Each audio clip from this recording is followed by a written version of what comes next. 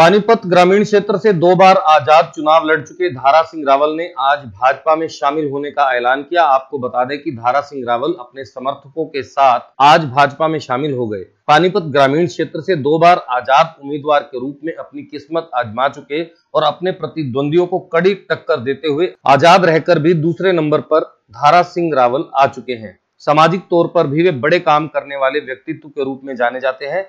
सरकारी स्कूलों के बच्चों को मुफ्त किताबें, वर्दी, जूते इत्यादि समय समय पर वितरित करते रहते हैं। आज भाजपा में शामिल होने के बाद धारा सिंह रावल ने कहा कि प्रधानमंत्री नरेंद्र मोदी जैसा प्रधानमंत्री देश को दोबारा नहीं मिल सकता। उनकी नीतियों और विचारों से प्रभावित होकर वे बिना शर्त भाजपा में शामिल हुए हैं। उन्होंने कहा कि हरियाणा के मुख्यमंत्री मनोहर लाल खट्टर भी बहुत अच्छा काम कर रहे हैं। दोबारा राज्य को उनके जैसा मुख्यमंत्री मिलना चाहिए। वे दोबारा मुख्यमंत्री बनकर हरियाणा की बागडोर संभालेंगे। इस अवसर पर भाजपा ग्रामीण क्षेत्र के विधायक महिपाल ढांडा, भाजपा जिला अध्यक्ष प्रमोद विज, भाजपा लोकसभा करनाल क्षेत्र के प्रत्याशी संजय भाटिया तथा भाजपा के तमाम बड़े चेहरे मौजूद रहे। भाई संजय भाटिया जी, चौधरी धारा सिंह रावल, धन्यवाद। आप लोग जब देखिए महिपाल ढांडा जी जिंदाबाद, नीति सेन भाटिया जी जिंदाबाद, माननीय मनोहर लाल खट्टर जी जिंदाबाद, माननीय मनोहर लाल खट्टर जी जिंदाबाद, चौकीदार यूनियन जिंदाबाद, चौकीदार यूनियन जिंदाबाद। जी हैं वो एक बार स्टेज पर आ जाए भाई साहब। चेयरमैन शिव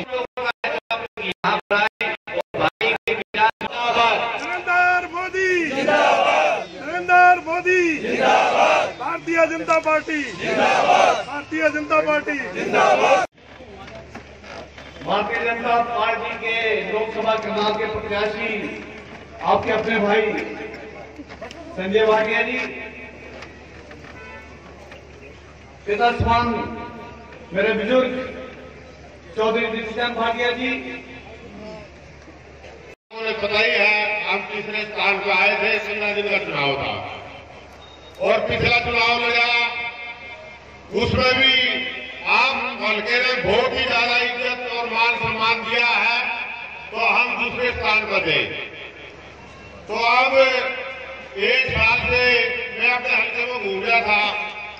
सब भाइयों की यही इच्छा थी, निर्दलीय चुनाव आपने 2 लड़ लिए हैं, तो आप कोई पार्टी ज्वाइन करो और पार्टी के साथ ही रहने में फायदा है।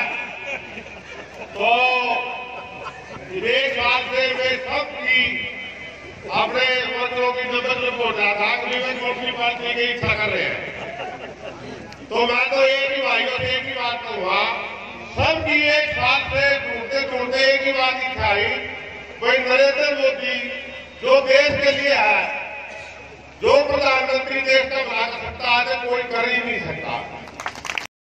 आप लोगों ने पता है कितना ईमानदार और सच्चा, और जो ये नौकरियां लग रही है मेरिट का, तो इसने भी गजब ही कर दिया। हरियाणा में ऐसा मुख्यमंत्री कोई आया नहीं होगा जैसा ही है।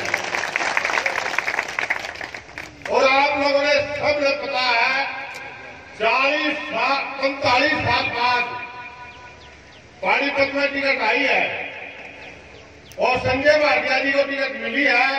मैं तो 45 साल बाद इन भाइयों ने एक ने पता है पानीपत ने भाई संजय भाई कितना ईमानदार आदमी है। मैंने कहने की जरूरत नहीं है, इसमें ज्यादा पढ़ाई नहीं करता, सबने पता है, तो इस बात का लोगों ने पता है।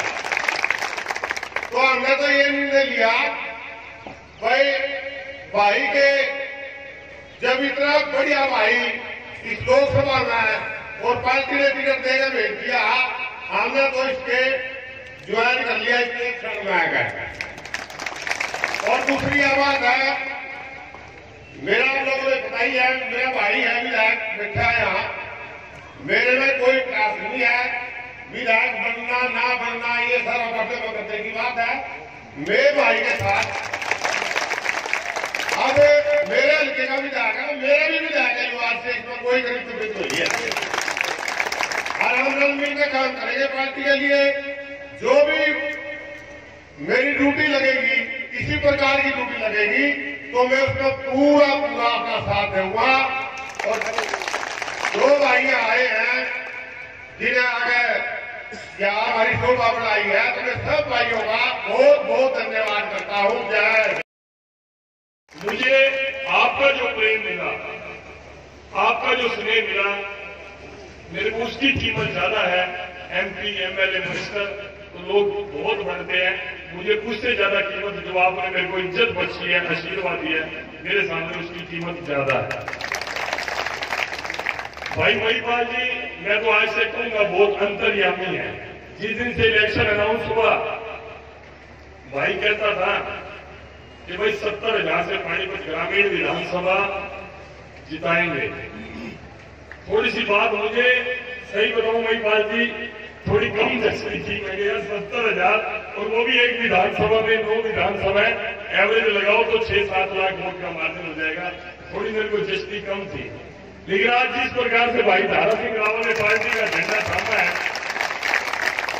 मेरे को अब वो चीज मुश्किल नजर नहीं आ रही।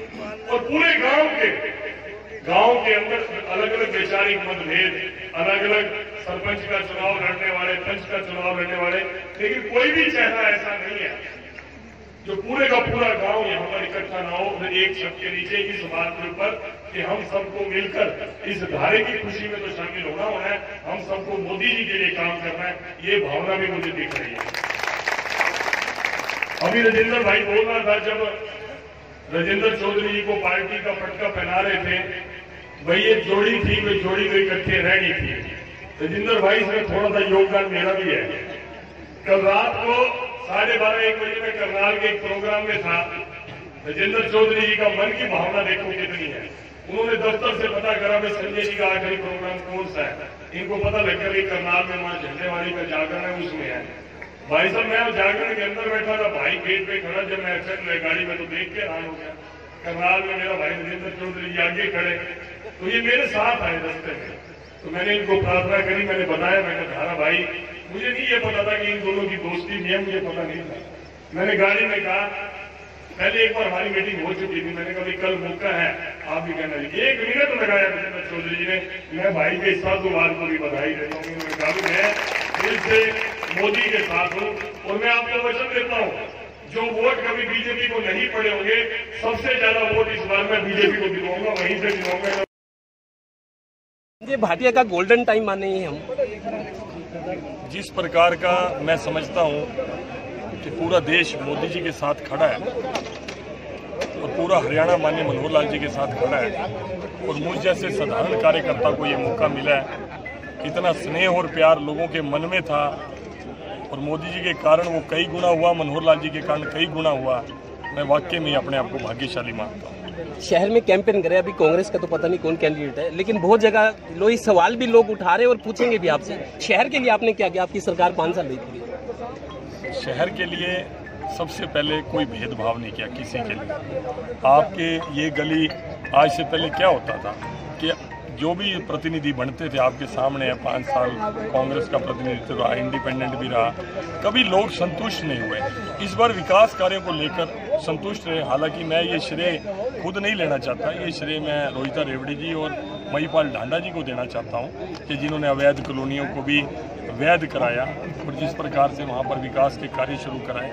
मैं समझता हूँ ये श्रेय उन दोनों का है, उन दोनों की उपयोगिता नजर नहीं आ रही, बहुत सारी गड़बड़ियां भी रही हैं। ये मैं मानता हूँ कि जो जर्जर और दीमक लगा सिस्टम ये पूर्ववर्ती सरकारें हमारे को दे के गई थी, जो करप्ट सिस्टम, जो लाखों रुपए की रिश्वत देकर नौकरियां लगे हुए लोग थे, उनको ये ईमानदार सिस्टम थोड़ा हजम होने में टाइम लगा, लेकिन उनकी समझ में आ गया। पहले तो वो इस ईमानदार सरकार के जाने की इंतजार में थे, अब उनको भी दिख गया कि लोग अब इस सरकार को जाने देने वाले नहीं हैं, चाहे वो केंद्र की हो चाहे वो प्रदेश की हो, तो अब उनके भी कान खड़े हैं। उनको लगता है कि हमें सुधरना ही पड़ेगा। कांग्रेस का कैंडिडेट आने के बाद आपको लगता है लोग ये दावा भी कर सकते हैं कि लोग सोचेंगे Sanjay Bhatia is the right choice? मुझे लगता है कि कोई लोग ये कोई लोग, मुझे नहीं लगता कि कोई इंतजार कर रहे हैं कांग्रेस के कैंडिडेट की।